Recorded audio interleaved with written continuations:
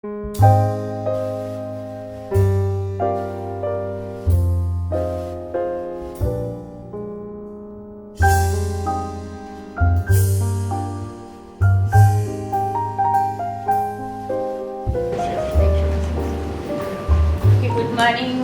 Vice Chancellor, Saman, and ladies and gentlemen. So today we are having this discussion session with Professor Saman Amarasinghe on research supervision and evaluation. Let me very briefly introduce Saman. He is not a stranger to us at all. Just to give you a quick introduction, he has a Ph.D. from Stanford University, and I think he specializes in compilers. And he's a professor at MIT in the Department of Electrical and Computer Engineering. And also he has been having a lot of interactions with us, with the Computer Science Department and with the university in general. Today he's here on a short visit, and he has a packed day today, and he has agreed to spare this 1 hour with us for a discussion session on this topic. So Saman has also been very active, and he has been instrumental in bringing the MIT's Global Startup Labs program to Sri Lanka, and in general Saman does everything that he does with a lot of enthusiasm. So let me okay, thank you. Saman. So I'm just going to sit here and talk, so I don't have to stand up. So actually it's interesting talking about research. Mike, okay, talking about research because last week was convocation at MIT. And from electrical engineering and computer science, there were 3 University of Moratuwa graduates who got their PhDs. Sashi, Gati and Oshani. All 3 basically in 1 year. That's a pretty good achievement to have 3 University of Moratuwa people getting a PhD at the same time. So it's obvious that University of Moratuwa people who are ending up at US universities are doing really well. So you are doing something right. So I guess what Dilip asked me to do is talk a little bit about research. How do you go in evaluate research, motivate research, do research? So the interesting thing is, when you, by definition, the students you have, they did really well in A-levels. They got there and did well in getting the first degree. What that means is they are really good at taking classes and doing exams. I mean, you don't have to teach them that. They are good at it. Otherwise they won't be here at this point.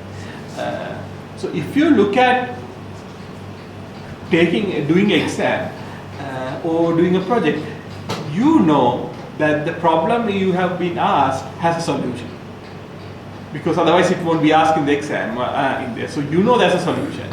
It might be a little bit obscure, it might be a little hard to find, but you know there's something, it's your mission to go and find it. It's like, you know you have to find a path, you know path exists. So it's just the fact of searching a little bit harder, be a little bit creative to find the path. So from that, to kind of switch to a master's research program is, for many people it's a leap. Because most of the time, if you are doing a project, assume you are doing a master's, your supervisor will give you a project. The supervisor don't know the solution. In fact, most of the times the supervisor might not know even solvable. And a lot of times the problems you start might not have a solution. So it's something that you're looking at. And in that sense, a hard problem, minute you start looking at the problem, you don't know it's solved. If you can see, okay, I can see the path to a solution, it's probably not that hard of a problem. Or either you're very smart, that you can see through a lot. Or it's like a chess, you can do, in the beginning, can you see the end game, where how you're ending? But most of the time, no, you only see through the middle.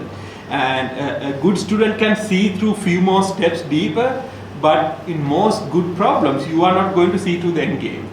And the question is now, how do you go about solving that? And from my personal experience and also talking to people from MIT who had over the years come to the Global Startup Labs program, their observation of Sri Lankan students are given a problem that they will see solutions better than a lot of other people, but if they can't see a solution, they are stopping. So they will for example, most people you give a problem and will hard time finding a solution. But a lot of, I think people coming here, they are good at actually finding a solution. But most of the time, if they don't see a solution, they say, okay, can't solve it. I'm stopping here. I think that is something that we really have to get across. If you don't see a solution, you need to kind of progress to the top of the hill, not knowing what's in the other side.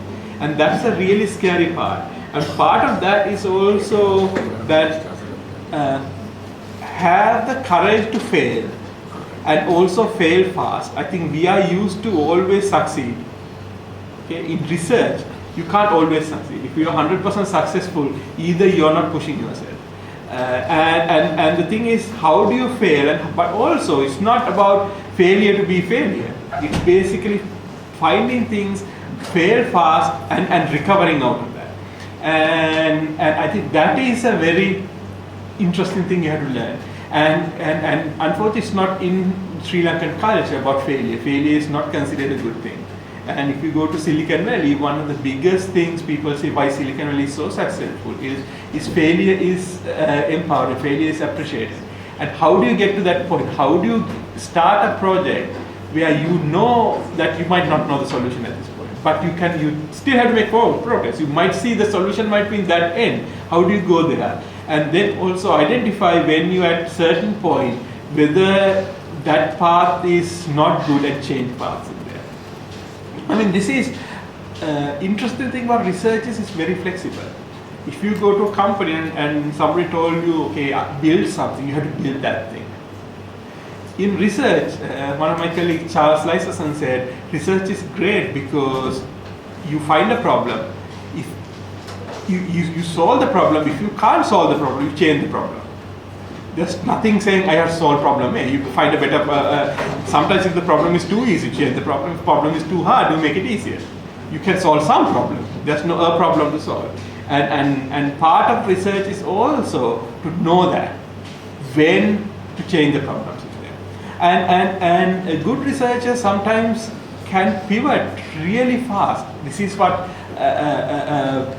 into like you're going in one direction, and then you can find, if you find a better path, it's to have the kind of the insight. A good researcher is somebody who has the insight to say, okay, look, there's a different path in here. It might be better, and I'm going to go through that path.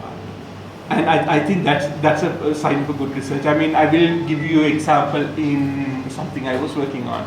I have always been a high performance person, to write things that make things run fast. So about 15 years ago, I guess, we were building this system that did optimize x86 binaries. So the idea there is you look at the program as the program is being run, look at all the instructions and try to rewrite the instructions in a more optimized way.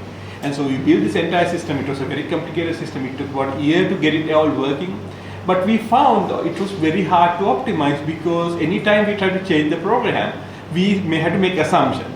And a lot of real world applications violate these assumptions. So we were struggling to do that. So we found interesting optimization. But when you do that, some programs crash. So we trying to figure out what to do. And then I can remember this one student came to my office and said, you know, the way we build this system, there's an interesting security angle. We can basically, because we are looking at all the instructions all the time, we might be able to find things like worm attacks better than everybody else. So I told him, hey, come to my office, got the other student who was main student working in this project. Within an hour, we have completely changed the project from optimization project to a security project. I had never done security research, I haven't done it, but at that point, we saw this opportunity. I said, aha, wait a minute, that might be a really good angle. And then basically we did that, and in fact, we did a really good project. We did a startup out of that project, very successful. But the entire decision process took about an hour. That's something that we worked for a year. In an hour was completely changed. And I'm not saying that you need to do it many, many times, but the key thing is to basically be able to understand that sometimes when you look at something, everything's blinded. You just want to go do that, you're hitting a wall.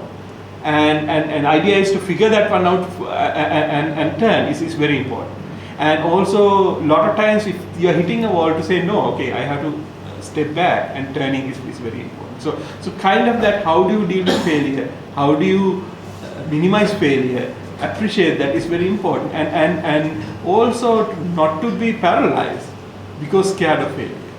Because a lot of times what I find, I think this is especially true, I think Sri Lanka students and Asian students, unless they know that they can succeed, they are not willing to go. What I find is a lot of Western trained people, they are just going too fast, and sometimes I have to pull them back and say, wait. We don't know where you're going, just slow down. We need to figure out a little bit more before you jump in. But they are willing to kind of go without knowing where the other end is. And of course, it many times it might not lead to anything useful, but they can discover things that is very difficult to discover otherwise. Like this is a normal process. Okay. It's a failure. Yes, exactly.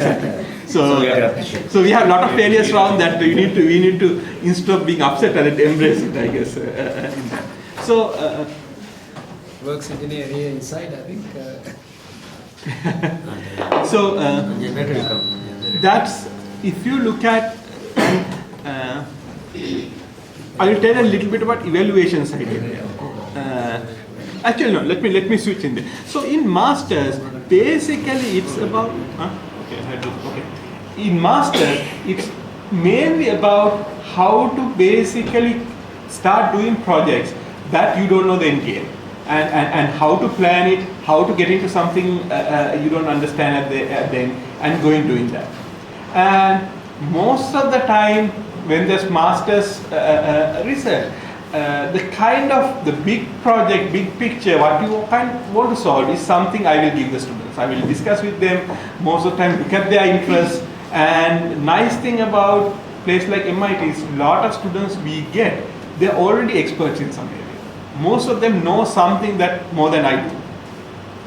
Key thing is to discover their passion and say this is something you're really interested in, and let's see whether we can find some kind of interesting thing to them, and if I can find something they already have a lot of interest, I see them, they are working much harder than giving them a project that I have that they are discovering from the beginning. So most of the time, spend some time talking to students, see where their interests are, doing that, and then basically try to formulate a problem around that and give it to them. So that is kind of the master's thing. And at the end of the master's, you should be able to do the basic things necessary for an unconstrained problem to go and solve that, and able to find or describe all the possible solutions. First do kind of a triage and say, okay, here are possible paths, and kind of optimize some paths and say, okay, this path might be too risky, this path might have these issues, might have limitations or whatever, and say, okay, I'm going to take this path, and at every point look back and say, okay, am I in the right path, do I have to change course, kind of go through that process to end, and then do things like good evaluation. So at the end of the day, how do you evaluate your solutions? And that is the kind of thing that a master's student do. A Ph.D. is a very different process. Most of the time, the Ph.D., what Ph.D.s do afterwards is they are, most of the time, their research is, nobody is going to tell them what to do. A good Ph.D. after graduating, nobody's going to. So if you look at anybody's research career, they can solve about 24 problems. If you're in system, probably a little bit less. If you're in theoretical subjects, probably more. There's only limited amount of things you could do during your lifetime. What's important from a good PhD is, can they select the right problems to solve? By the time they are getting into a PhD program, they should be able to solve many problems. It's not the mechanics of solving the problem. It is choosing the right problem. Do they have the right taste for it? And it is why it's very hard to put it, because taste, like what movies do you like? It's different from person to person. Everybody has different tastes. Research taste is something like that. There are certain people that every time I see what they publish, I am amazed at the cool problems they came up with to solve. They are doing really interesting things with that. There are other people, you look at that and you shake their head and say, okay, geez, he's just doing that thing again, or something like that. And I think a good researcher, a very successful PhD, very successful professor, is the person who selected the most important problems in their lifetime. And I think that is, so PhDs is not about going and solving the problem, it's about finding the problem. So advising a PhD is much harder, because for master's I can tell them what to do. I can say, here's a problem, why don't you do that, discuss thing in there. PhDs is basically asking them, what do you want to do? Guide them, push them in there, trying to evaluate their problems, and at the end of the PhD, they should have established their own taste. Because once the PhD is over, when they go out with a doctorate, they are the ones going to select the next problem. I am not going to be there, or nobody is going to tell them what problem. And hopefully they will select a couple of good problems to solve. And that is a very hard process, because first of all, this is where match also with the faculty comes in, because you have to find somebody who has similar taste for you. So for example, for me, if I look at my taste, I like to make things run fast. I am all into performance engineering. I like simple solutions to somewhat practical problems. I am not a completely practical person, but I am not a completely theoretical person. I don't care whether I can prove it's correct or not. And there might be some other people who, if you can't prove it's correct, for them it's not worthless. So there are people who are really about how to make everything provably correct. There are certain people, it's all about experimentation, it's also discovery of the facts of nature. So they are all looking at some data and trying to extract information out of that. I am more like, I like to synthesize, I like to create things than extract information out of things. So everybody has things, areas that they like. And if you find a student whose value system is not yours, it's really hard. Because they are pushing in certain direction, you have different things, but you want them to also develop their own value system, and that's the interesting thing in there. And part of that is also, what do you consider good research? I mean, at what point you are happy? I mean, there are certain people who says, if I solve a really hard problem, I'll be really happy. This is something I can go see, look, this was really hard, nobody could do that, I did it. There are other people who want to have a practical problem, something that a million people use at that will make them happy. So that's a very different evaluation in that. And so you have to figure out, and I think everybody will develop a taste for that in doing that. And also looking at different problems. There are some people who want to look at problems who are really, really far out. Who probably like for example, theory, there are problems like 100-year-old problems. Nobody has solved it in 100 years. And there are people who say, hey, I will try that. In my lifetime, I might not solve that. But that's okay. I will try to do that. And there are people who pushes that. There are other people who are pushing more shorter term things in there. There are some people who like to bring multiple disciplines together. Take computation into biology and see whether you can do something. And who are very happy to work on the intersection. So in some sense, you need to find that, and you need to find your taste, and hopefully you will be able to do problems that at the end everybody will appreciate. One common thing in most research is novelty.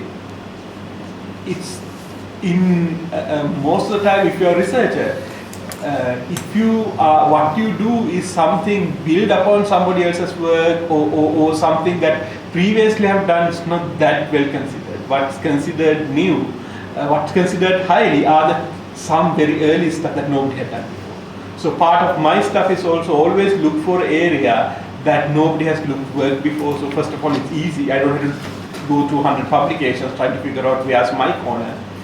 I go to area there's no publications, much easier. But it's harder to find those areas. But that's also part of my value system is to go look for these areas that nobody has done something. And that's why I said I am not completely 100% practical, because sometimes when you go to some area that's completely new, because it's very new, there's not other people using it, not much practical yet, but probably 10 years down the line might be practical. But there are other people who want to stay in areas that actually have a lot of practical value. So the key thing is understand what you value. And every time in the graduate, when we have a visit day where all the PhD students, most of them come and visit, and when I sit with the prospective student, first thing I say, here are the things I care about. My value is I like these things, I don't like this, I don't care about this, here are the things I really want to do. And I want them to also think about that more than, oh, I do compilers, so this is what I'm doing, because I think that puts the value system. That is what matters. And my hope is at the end of a PhD, they have developed their own value system, and when they go out, they'll be selecting good problems. That's why, like in US, sometimes PhDs take 8-9 years. Because if I give you a problem, I can get people out in 4. There's no question. But sometimes they spend 2-3 years just finding problems themselves and developing that ability in there. And that's a very frustrating time in most of PhDs' career, because they are they just want to do something. But it's not. I mean, they ask, okay, what should I do? I'm like, I don't know. What do you want to do? And it's all about, okay, them coming at problems, critiquing that, and let them make those decisions and let them understand why that problem might be a good thing, than me telling them that. And that is a really hard for PhD there. I mean, with all my students, PhD students, master, not the masters, PhD students, I will at least meet 1 hour a week and have these meetings. And most of the time, when they are in the master's stage, it's me kind of telling them what we're doing, why don't you do that, kind of giving advice. And for PhD students, it's most about asking them, what did you figure out?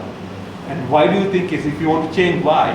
And basically getting them to give me back information and kind of guiding them through that process. Because at the end of the day, PhD is not about I did this.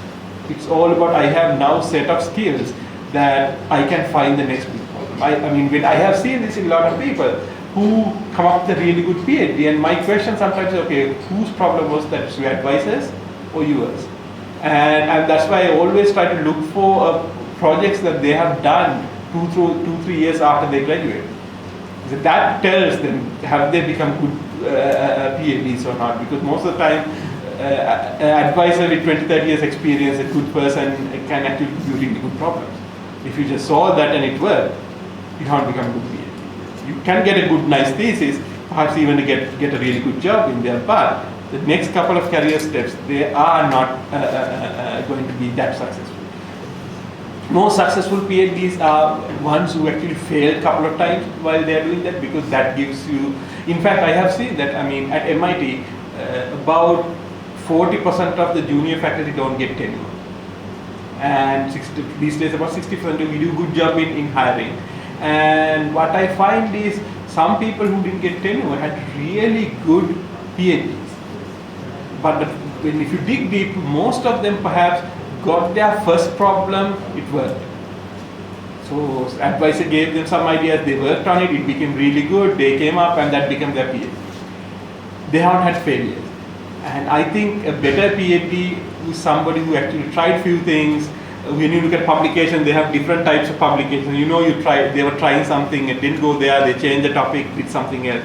Those people actually have, the reason they change the topic is basically they have discovered themselves. I think that for me makes it much better PhD. So part of that is also, I mean, being advisor for a PhD is to understand what your value system is. Because if you can't articulate your value system, it's very hard for somebody else to also figure out. I mean, it's basically, can you step back from what you are doing and say why you are doing it? Then, I mean, you can keep doing things, you can do really good things. But in order to teach somebody, it's not about what you are doing, you have to teach them why you are doing it. And so you have to step back and understand why you are doing it, what do you think interesting, and then you can teach them, this is what I think, what do you think? And some of their value system might be different from mine. I have students who has a little bit different value systems.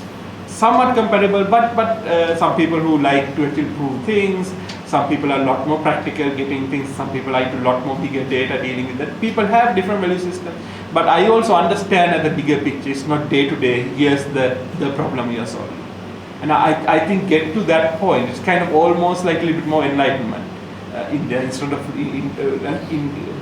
get buried in the details of what's going on, understanding what's going on. I think make a much better PhD and why you're doing it, because there are reasons. There are things we like and our dislikes. I think that's the way I differentiate a PhD versus master's. I want to touch a little bit on evaluation. So obviously, at place like MIT, we work very hard to take the best students. So for example, each year we get 1,000, but this year we had about 1,600 applications for PhD. We take about 90 out of 1,600. So we go through a very big vetting process. So it's amazing, like for example, University of Moratuwa students have been doing pretty well, because that, I mean, in that funnel, to come into the other end is not that easy. I mean, for example, whole of India will get about 5 or 6 students admitted to MIT, and then 3 years ago, University of Moratuwa had 3 students admitted. So I think Moratuwa is doing really well in that computer science side. At least I'm talking about computer science, because that's where my focus is. Because admission for graduate programs are done by each department separately. So the first thing you have to do is, of course, we make mistakes. The first part of the evaluation is to make sure the people who don't meet the lower bar has early exit out of that. And so for that we do 2 things. We have a set of classes that they have to take, and we get A's on certain set of classes. So they have to take not that many, I think 5 classes out of in different areas, and they have to make, I think, get at least 4 A's in these classes.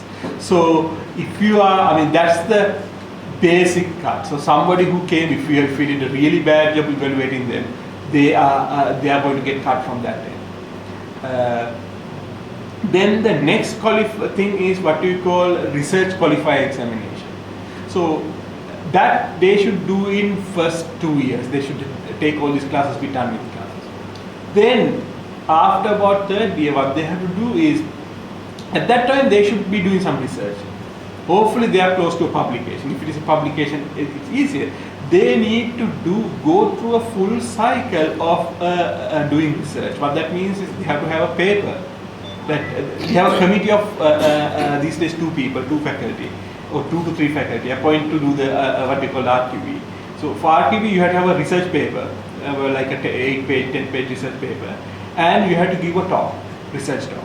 So most of the time my students, I keep them until they have done that themselves for real. They have actually got research, got a publication and do that. Like for example, Charit, who came from here, now who's working with me, he, for his master's thesis, he got a paper in the top conference. He's actually doing the paper in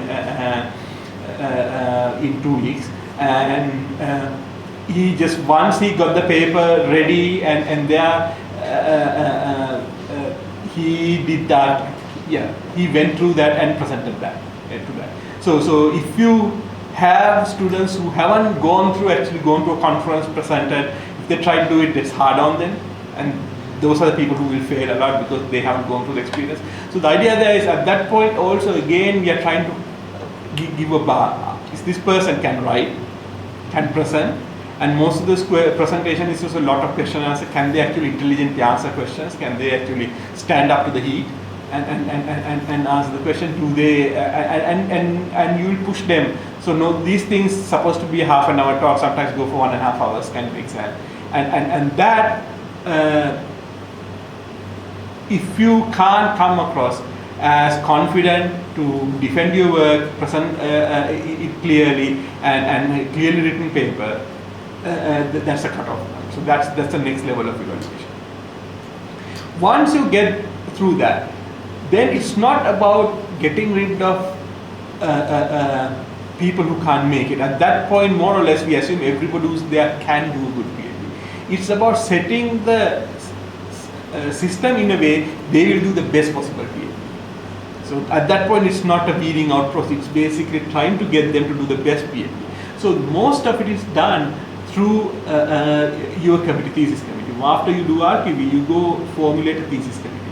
And that could be different departments. Our department is pretty flexible, 3 to 5 people, mostly in the university. In your staff, there are certain, if you are academic track if you're certain research scientists, they can be on committees. Not everybody can be in the committee. So there's certain ranking, you be in the committee. So you get them in the committee. And then afterward, it's working with the committee and mainly working with your advisor to push your thesis. And most of the time, the quality is up to your advisor. I mean, there have been very few cases I have been to, you go to a thesis committee meeting and you tell the student you are not ready. Because it's a pretty bad thing for your advisor. If they put somebody up, that will fail at that point. So they have to push themselves. And this is where it could be, after master's is 2 years, it could be 2 years. It could be 7 years after master that they are going in. I mean, I will not send anybody to go defend if I am not feeling they are ready. I want to make sure they will just be really successful. And most of the time, by the time they are reach that, and what I will do is I will triage people early. Like after a master's, I will tell people, look, I think you should go get a job. I mean, these days it's not a bad proposition in computer science. They will probably make 10 times the money they make as a graduate student. So I say, look, I think that's probably the best thing for you is to go get a job. And I have done that to many people because I don't want them to spend another 5-6 years. Because sometimes masters, I have to help them to get through the master's barrier, but if that, that's a cut-off point. And we had to do that. I mean, I have done it a few students. And then after that is basically working with them to get them through this hurdle. That's the hardest time for them because till then they got something, they know how to get things done, and suddenly you tell them, okay, now you have to come up with the next problem. And my thing is to tell you why that's not a good problem. I mean, most of the time it's them coming and telling me. Most of the other times I tell them, why don't you do this? It will be great. And they come and say, oh, I don't think, why don't you try this? I am the one who giving positive advice. And that one, it kind of all the way other way. I'm like, okay, why are you doing this? Okay, is there a better way to do it? Why is this useful? Keep asking them. And they have to come and answer that. And then that's a tough part. And I can remember me going through the Ph.D. I mean, it was a very disheartening thing. I think I have something I go tell my advisor, come on, why are you doing this? Can't you do anything better than that? And I'll go there and think. That really pushes you, but it's not a happy way to get pushed through, but that's what you have to go through. And then you really start thinking deeply there. And then after that, they will focus on something, find something interesting. A lot of times when you look for something interesting, you thought you find, and then you find a publication in 1973 that somebody did something similar, and then it's a very depressing situation. So things like that. It's not the fact that you figured out something. It has to be the first time somebody ever figured that one out. And that's hard. And go through that process in there. And I think, and then for them to, one thing I do is, the minute they start working with me, I will start taking them to conferences. So they will see the process, and most of the time people would have gone to 2 or 3 conferences before they start presenting themselves, get them ready for presentation, and get them ready for writing papers. Nice thing about having a large research group is most of the time they can be part of somebody else's paper for first time, and so they go through the process as secondary in a place. They will be helping out, and then at some point they can take the lead. In a large research group, that's easy, but sometimes it might not work. And for example, Charit is a good example. He got into his master's project, which turned out to be a really great project. So now first time he's writing a paper. He's the first author of a PhD paper, but he has a lot of co-authors who are helping him. But he ended up being the first author. Normally, people end up as second author, help out, and then when it's like a little bit of apprenticeship. When they start writing their own paper, they have gone through it once, they know what it is like. Because a lot of times, it's not people are unable to do it. A lot of times people underestimate how much time, how much work certain things take. So for example, in papers I write, I like to write a section called contributions. What are the things I did? It's normally 3 sentences. We spend 2 days sometimes going over those 3 sentences. Okay, each word and say, okay, is this too much? Are we opening up us for criticism? Because you have to exactly say what you did. You can't oversell, but you don't undersell. So how do you do that? Things like that. Presentation, I'm going through with Charit. Every day these days I have been walking at 6:30 in the morning because he's in Seattle for him to do practice talk. So he's like, okay, I'm like, no, go change this slide. So we keep doing, he thinks he's done. But we keep changing the way we say, okay, why don't we change the introduction like that? So we do that. I mean, we did it about 5-6 times. Now after I'm here, I mean when I was in Singapore, I did a couple of times. I mean today morning I woke up. He's in Seattle. I think he's not happy because he has been doing. He feels like he's done. No, he's not done. You can improve. So there are things that once you go through it, you realize it's a lot of work. But the first time around, you don't know that, and then you have to go through that process. So I think part of that is this apprenticeship process, going through learning the mechanics of writing, learning the mechanics of presenting, and also going through PhD, learning how to create your own taste. Have good taste for anything. People say you have good taste for music, good taste for food, you have good taste for research. Getting that. So with that, I will open for questions.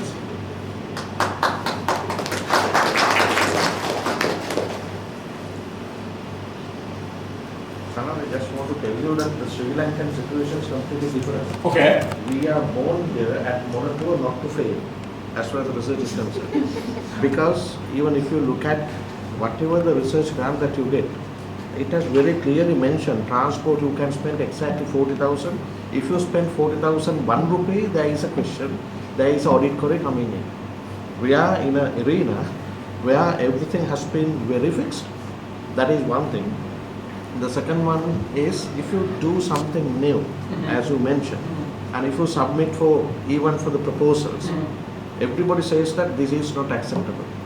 I have had some issues, and when you have to get this even the money, I mean say for example the funding, but when you, I had my classic example, whenever I submitted Sri Lankan journals, all rejected. When I just go outside, it has been accepted, mainly because of the fact that they understand. So I think what you are saying is somewhat universal. I mean, even at MIT, there's enough bureaucracy on all these things, and I spend way too much time trying to figure out whether this thing goes in what budget, because US government keep adding more and more rules on all the funding stuff. I mean, it's everywhere at different scales. These things happen, and I mean, like for example, these days, if you think Sri Lankan government bad, US government is a complete mess. And couple of times the government people like NSF asked to submit a budget and spend the budget, but budget haven't been approved. So budget get approved after they are, so they said how much I have to spend, I don't know, we haven't approved the budget, but you have to spend, otherwise you won't get money. So they are in this weird like contradictory situations in that, and so we have to deal with that. Those things are talking about when you say new things. I mean, this is very clear for national, because National Science Foundation, US, most of the grants are approved by committee. They get a bunch of faculty to do that. And I find always if you propose something new, you get a comment back saying, oh, can't be done. So most of these days, my grants, I take a paper I have already done, I change, I have done to I will do, kind of, I'm just sarcastically saying that, and produce result. If I do this, this will be the result. Kind of submit that, and then they can't say, no, it can't be done. Yeah, that's a result. But nobody has asked me, wait a minute, if you have the results, you should have already done it. Why are you asking me money? That question haven't come.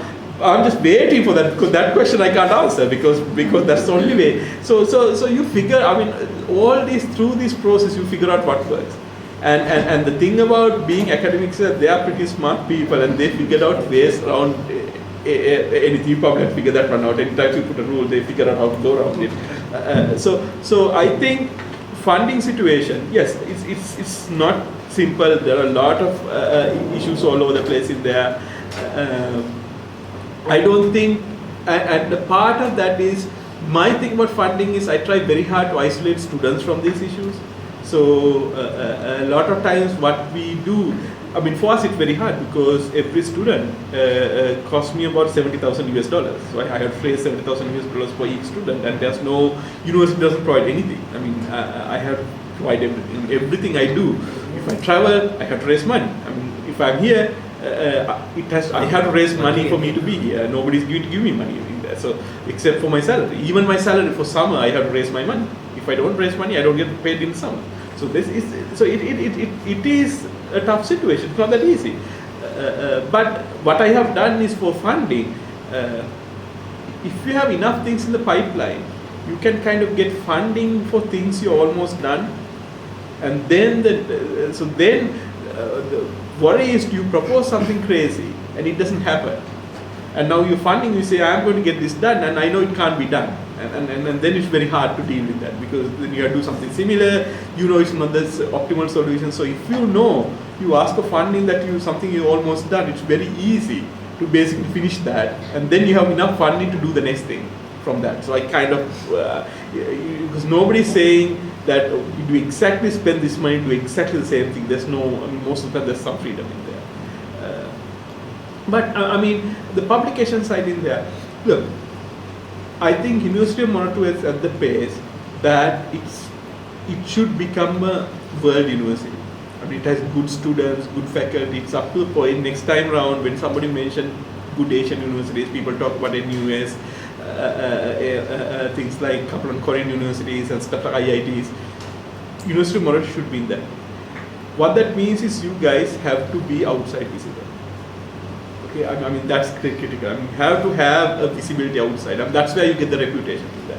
I mean, in Sri Lanka, you have the reputation. I mean, there's no question about all the good students you get. I mean, you don't have to do anything else beyond that. But how to get the outside visibility, and what that means is everybody should publish outside. So what I have been telling people here is that everybody should at least have one home international conference. That they should try to go every year if possible. Some of those conferences might be really hard to get published, but most conferences around has some other workshops that are somewhat easier to get. The reason I say the top conferences is this is where all the top people show up.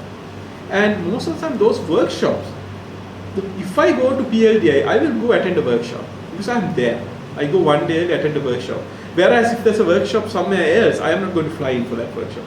So I go to top conference, but I attend those few workshops. So if you go present that, I will hear that and be part of that. And what happens in these days, once you are in a community, there are other things you can do in the community. There are service jobs. So for example, if you have a conference, somebody has to be the finance chair, somebody has to be the publicity chair. Take a job like that, get some visibility. And then every time I am a PC chair, I need to come up with a program committee. And I am always looking, okay, do I have enough women, do I have enough younger faculty, do I have enough people from Asia? It's hard to find people from Asia. If I know you are in the committee, I say, okay, I'll put you there. It's easy to get to a program committee if you know, if you have 3-4 years, if you have been going there, showing your face, stuff like that. At that point, you are in that community. Okay, and instead of going around multiple, just become part of the community, become part, and then if you get people, go talk to them and say, hey, why don't you come to Sri Lanka? Look, I have nice beaches, and why don't you come and give a talk? And most of the time, if faculty, if they have money, if they travel, give a talk, they can make it official trip, and they can go have a side vacation afterwards and do that. Get few people to come give a talk. And in fact, I'm talking to one of my colleagues. He's asking me, hey, I'm on vacation in India. Can I go to Sri Lanka? Sure, go to, I told him, I said, hey, if you are there, why don't you go talk at University of Moratuwa? He might do. He haven't decided to go to Sri Lanka. And I said, if you go there, it should be official trip. I said, okay. So, okay, send somebody here. Get people like that to come. Get to know some of these people. And then at that point, that is what the reputed. It's a club. I mean, you think research is this nice thing all about content. No. It's about people you know, people you respect. This is why, like for example, when Stanford hires their new faculty, most of them come from MITs and Berkeleys and stuff because we kind of know each other, and that's what happens. And that's why it's very easy to get to the Ph.D. program if you are from MIT Ph.D. program if you are from Stanford. I know the people. They write a letter, and then they might write a mediocre letter, but I will still take them against somebody I had never heard of. So you can be part of that club. I know a bunch of people that who are from countries who might not have published that much, but they at least found the money to go to one conference a year and hang out there, talk to a few people, and do some. There are these jobs that it's not that difficult to get, like a publicity chair of a workshop. It's not somebody jumping up and say, I want to be the publicity of a conference. Get a job, and then I think few years down the line, when Sri Lanka get a couple of better new hotels, see whether you can, like after you go to some of these conferences, see whether you can pull one to come to Sri Lanka. I mean that is the way you kind of get this international recognition. One just small clarification. Someone we had the practice. I don't know whether it is the same practice in the Faculty of Engineering. When you apply for a PhD, when you evaluate the candidates, the candidate has to submit a proposal, and there was a requirement where candidate has to make a presentation, and the committee tries to ask many questions and to see whether objectives are there, whether they can be achieved, and all that. But of course, as you said, PhD, you change the paths, and everywhere you might not know exactly what you are doing. So I was under the impression that practice is actually should be scrapped, and at the very beginning you need to only look at the candidate. Now, how is it looked at the So, nice thing about us is when you get a first person, most of them come for their masters, but we make sure they hope they will have enough qualification. Then once they do the research qualifying exam, it's not what they are going to do, but tell me something you have done in last year. And show me that you have done something really interesting. So instead of trying to prove, because most of the time if you have a crazy thing you want to do, it might be very hard to convince somebody that is doable. And if you can convince everybody it's doable, it's probably not that crazy now. So that it's a very hard thing. But if you can show me last year I did something really cool, and here's what I did, and it's defendable and it's good research, then I can expect that you can do it one more time. I mean, that's the way I think it's much easier than asking them, because sometimes I have seen people who have amazingly wild ideas, but they can never get them working, and that's really frustrating. But at some point, if they have done research projects, shown that, so if you are getting PhD students, are they after masters or are you directly getting from outside? Not always. Sometimes after masters, sometimes just after the bachelor's. Yeah. Even if after the bachelor's, what if they are looking for PhD, give them some time to do something, because you have to prove a little bit. Yeah, anyway, there is this transfer kind of a thing halfway through, but at the very beginning to even consider for that kind of a unclassified degree right at the beginning, we need to evaluate the candidate rather than the proposal, I think, right? So I think what you are saying is that. Yeah, because it's very, if you do that, you have to be conservative, you have to prove something is doable, and that should not be a PhD. But if you can do a piece of research and say, look, I know how to do research, I have the basic qualifications to do research, that I think can be evaluated much easier than with something they are going to do next is interesting. Because the problem there is, most of the time, good research, we faculty don't like it. Because we are pushing limits in many different things, and I have told people this is crazy, and then I have seen them actually getting it working. And the same thing, for example, bringing Charit again, what he did, when he talked to a few other faculty, they said this won't work. This is too complicated, you'll never be able to get it done, and we get it done. And so now it's really nice to go tell people, look, you said it can't be done, and we did it. But that's the thing, if you're pushing, because everybody has different insights, and most of the time, if it is clear to everybody, this is a good research project, I have doubt that because if you get that kind of agreement. Do you think it is good for a bachelor to work in the industry for 1 or 2 years and then get on a research course? Yes. So in US, in theory it looks good, but in practice it's rarely works, because the problem we have found is once they go to industry, they get used to the salaries, they buy a car, they get into a lifestyle. It's very hard to come back. Very few people have come back because some people have done that. They say, okay, look, I'm going to go there, I'm going to still live like a student. I'm not going to get used to a different lifestyle. And then it would be easy to transition back. But once you go there and then once you just transition into that lifestyle. Yeah, that is from a point of view, economic and the lifestyle. Yeah. But what I'm asking is, you said sometimes a candidate has to search for a topic for 2 or 3 years. So might that happen in the industry while you work in practical? It depends. There are a lot of schools who send their students for summer internships and stuff and say, go find a problem and come. Place like MIT, on the other hand, we think we push ourselves beyond what the industry is doing. So we don't look for industry for problems most of the time. I know many universities who will send people to industry and say, okay, go spend a summer in Microsoft, summer in Google, and come back with the problem. On the other hand, we haven't done that. Very rarely it happens at MIT. which we kind of treat like, okay, we push beyond that. So if it is industry problem, it shouldn't be that interesting. But I think sometimes I have find like, we have few students who come back from industry, and some of them come with a lot of good insights and say, okay, look, this is something I found really hard to do. Okay, it might be interesting problem to solve. It's good. It's good to have that. But in practice, the economics make it very hard to get those people back. I know so many people have left telling me I'm going to be back in 2 years. I probably saw one of them.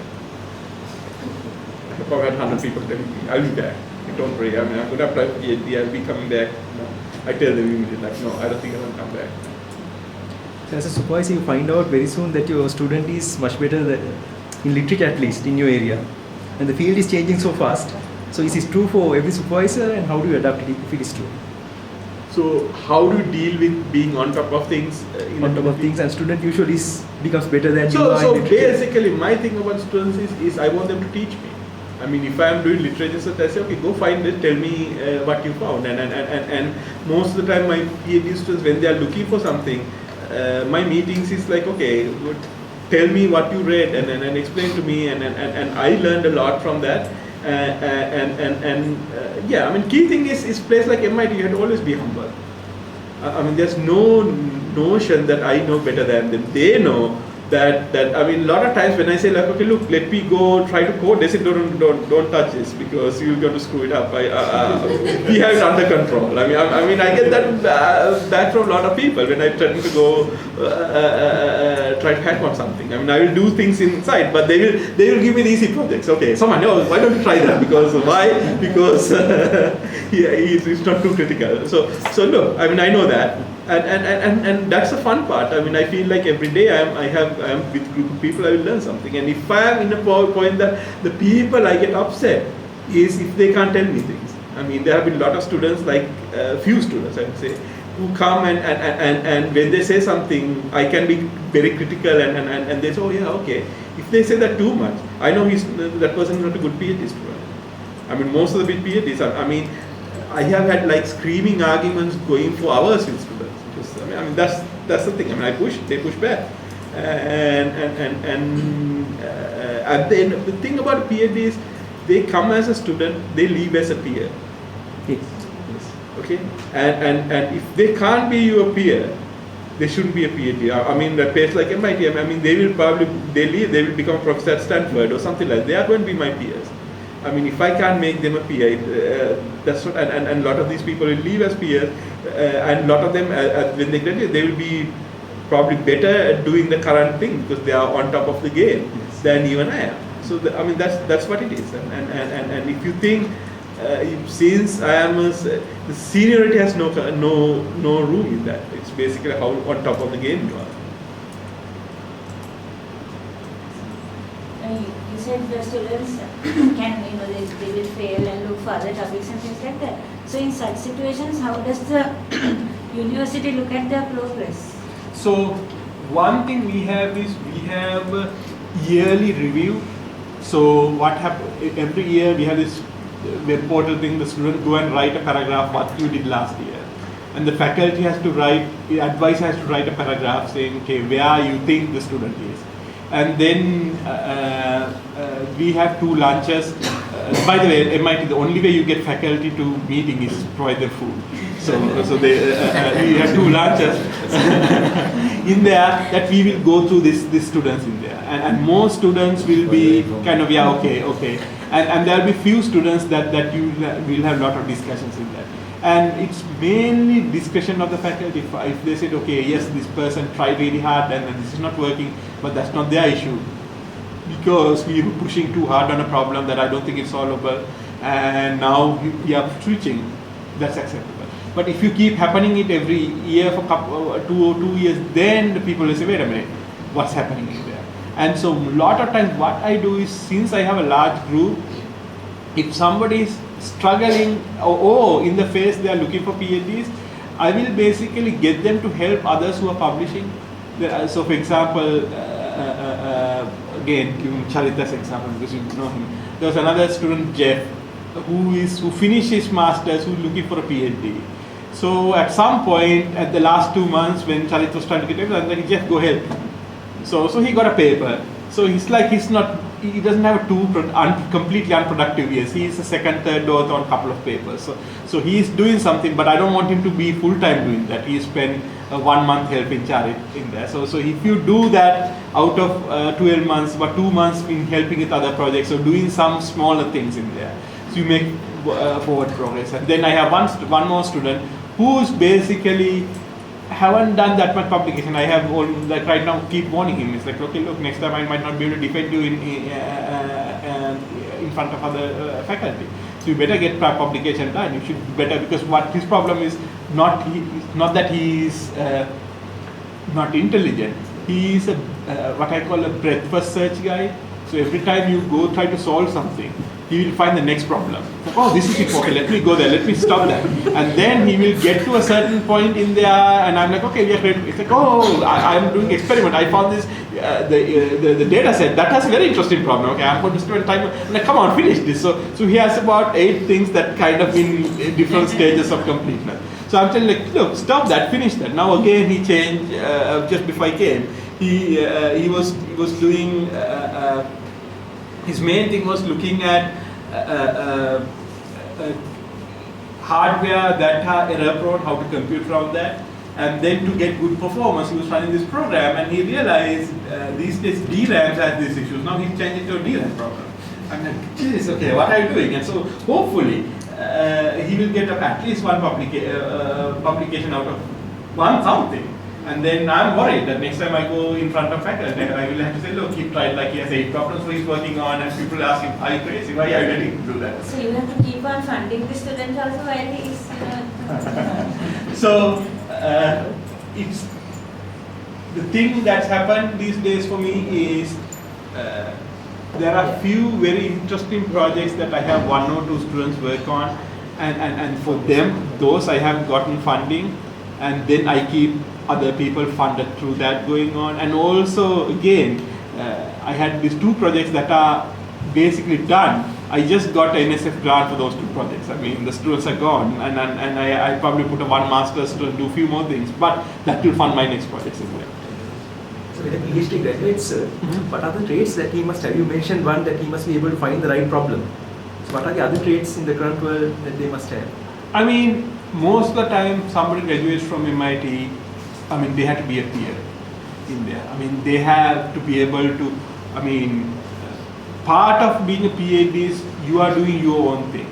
So part of that, you should be able to get that information out. You might be the most brilliant person, but if you can't convince others that what you have done is important, I mean, that person is going to be successful. So they have to be really good at communicating in some sense, writing, other forms of communication, they have to do it at that. They have to be a really good researcher, because at some point, in the research world, it's what your reputation has then. You're letting them go to the world, and if they keep doing what you did in their PhD, or find and solve not interesting problems, I mean, they're wasting their time. So that you have to make sure that you maintain your reputation, maintain that you can communicate your thing, and of course you have to do good research. Can I just ask now? One thing you said at the start is that Sri Lankan and maybe Asian students have this fear of failure or something like that, you know. So that's probably cultural. Yes. Yes, right. So now we are in our whole teaching process in our undergraduate programs, and through our own examples, we are probably reinforcing that culture, maybe, I don't know. How do you think we can try to sort of counter that culture, both through our examples and what we do in teaching and things like that?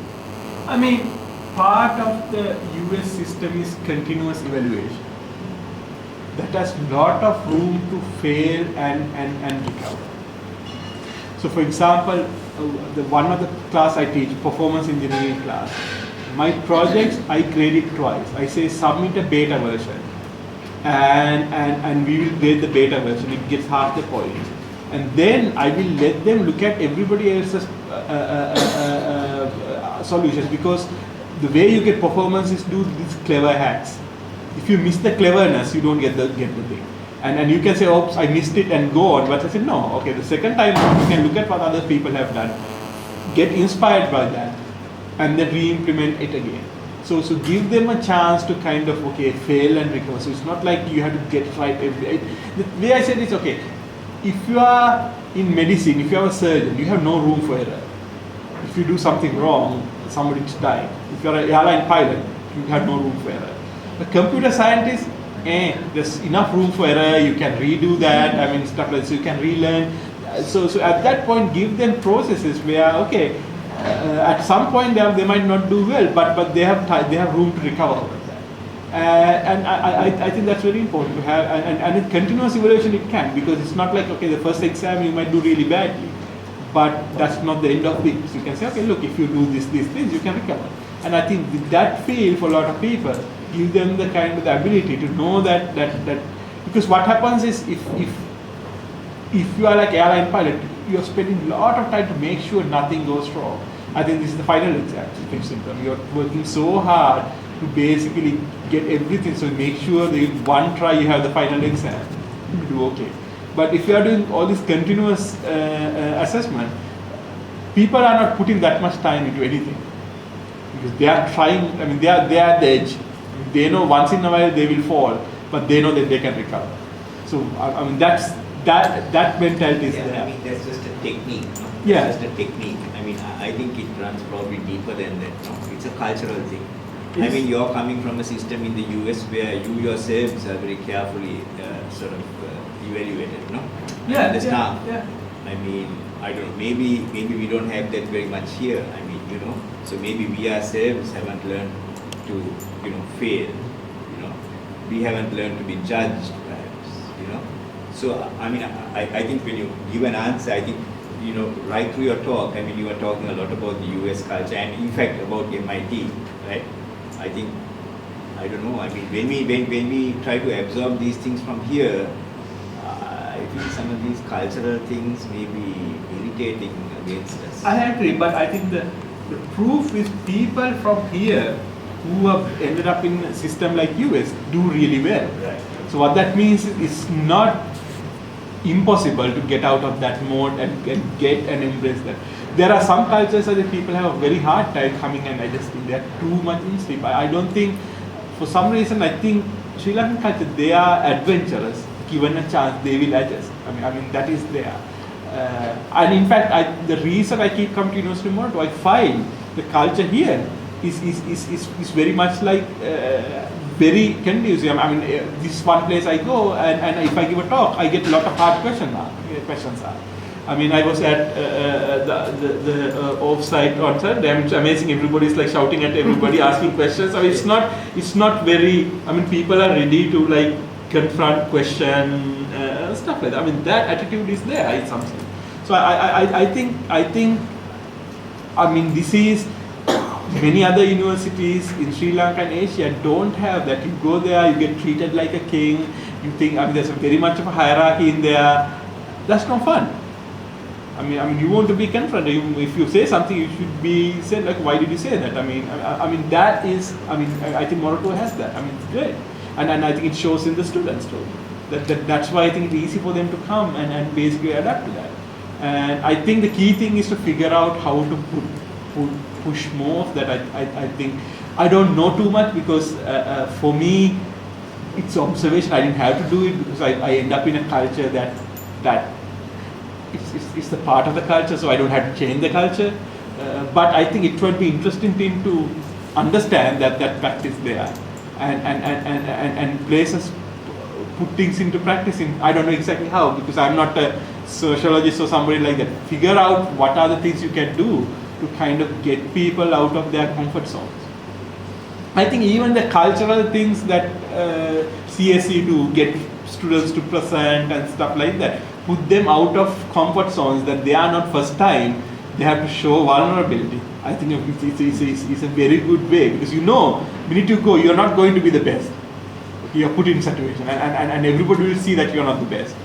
But you can recover from that. I think that kind of attitude is good. And I think also in projects, also give them more open-ended things where at the beginning it's not clear whether they can do it. It's not clear there's a really good solution in there. They have to struggle a little. Might be a good experience for these people. So we have some hope. I think so. I think so. I think Moratuwa in that sense has a good culture. I mean, from what I have seen, other universities I have been in the region. Yeah. Of course, I think you have to overcome all the inertia of the country's culture. But I think this is Saman, if you take a particular day, given day, how many hours do you spend on novel things, exploring novel stuff? I mean, today morning, I mean, it's mainly I am thinking about the problems my students are working on in there. I wish I had a lot more time to do it than I do. When I travel, sometimes I will have, the time it takes me about an hour to drive back and forth to work. That's the time I actually get to think a lot in there. Normally I wake up pretty early, like 4:30 or 5. From that to about 7, I have time to think a little bit. The problem is, minute I end up at MIT around 10, everybody starts showing up. Then it's like meeting after meeting. I have no time to think. It's just like just getting things done. If you have a lot of good students, they do a lot of thinking for you, which is really nice. The key thing is get them and push them and so I love my meetings with students, especially the good ones, because every time they will come up with good great ideas in there. What is your impression? I would say, for example, as far as the conclusion is concerned, let's say from the student, how much the student should explore? Let's say 80-20 or... It's very different with students. I mean, there are some students I probably had the original idea, showed them a lot of at many different junctures. I came up with that. There are other students that I fought their idea. I said like this won't work, and they showed me that no, I was wrong. And then some of them I was a late convert, and then some of them it's me who drives the project. I have had many different things. I'd rather have students that I am the late convert sometimes, because it's a lot more fun to have people like that. And for example, about 15 years ago, I started using machine learning, and as a systems person, I really like to come up with my own models of how to do things. So that's how you do that. If you do a compile, you build something that makes the decision. And then one of my students took this machine learning class and said, hey, wait a minute, we can use machine learning. I'm like, come on, this is too crazy. How can you some random thing you just flipping coins can do better than I can do? And then I fought him all the way until like he started showing good results. And this is, I said, this can't be done, this won't work. Let's try different. No, I won't try this. And at the end of the day, and as he started doing things, I'm like, no, I can do this better. And he said, okay, let's try this. And then he started showing that he can beat the human generated parts in there. And then, wow, this is cool. Now I have a lot of machine learning projects. He made me convert, because I was never into AI. Never thought that there's anything in there for compilers, but I was a convert. So there are people like that who had actually really converted me into something. And the thing I told about security, I was never a security person. I never knew about security, and he came and said, here's how it works. He knew enough of security. Here's what we do. I think we can do a thing. He said, good, I'm going to start learning about it. And then we did that. So I think there have been people, things like that. That's, I think, fun part. If it is all has to come from me. Yes, it could be. A lot of times the master students and stuff, I work a lot. I thought through their problems and give them that. But a good PhD at the end is very independent. There is, many times when I come and say, why don't you do like that? Many people say, no, that won't work. And I push them sometimes to show me. As advice, I have said no. I think this is going to just try. But a lot of times they have proven by comparing that they have their method is better than mine. And also the other thing I find is I might have a big idea, but the devil is in the details. So I have had many times I think you can do that. They will come and say, okay, that's an interesting thing. We'll go, and they will come and say, well, that didn't really work, but. Always, it's good student will come with a part, but I think we can do this way, that will be better. A bad student is somebody who will come and say that will not work, and they stop there. And at that point, you have to think through the next thing. And and a lot of good students will come and say, okay, that didn't work, okay, but I think this works. I mean, my PhD was like that too. I mean, my advisor was completely, anything I said, she said, no, that won't work. And couple of times, all the time I did something, I had to hide. I a couple of times I didn't even go to office because her office was next to mine, and she would come and say, what are you working on? And she would know that won't work. And most of the time when I go to, I had the results in my hand and say, when she jumps and says, that's crazy, that's stupid. I said, no, here's the answer. It works. And I mean, you get used to that. I mean, it's confrontational, but you get used to being pushed like that. So I mean, I think lot more, spend a lot more time thinking new things, but my feeling is few hours a day if I can get, was the best I could do. Probably 1 hour a day. Any final question from the young people? Yeah, I know. You didn't get.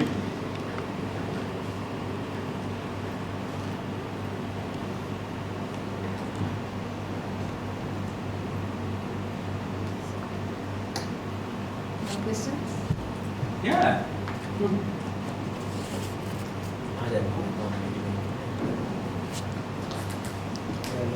Okay, I think Saman has a tight schedule today, so it's time for us to conclude, unfortunately. So thank you very much, Saman, for being here with us, and you gave us a lot of food for thought to think and adapt for ourselves. So thank you very much again, and as a token of appreciation, can I ask the Vice Chancellor to present this to Saman?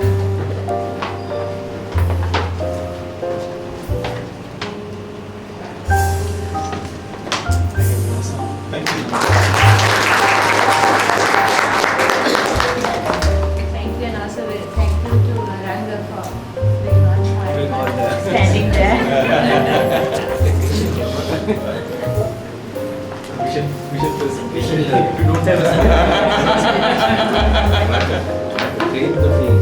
Train the field. knowledge has no value, skill has value. Okay, let's eat the lunch.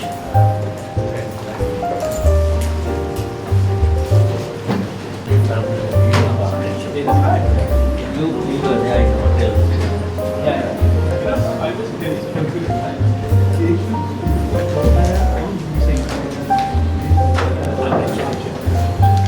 So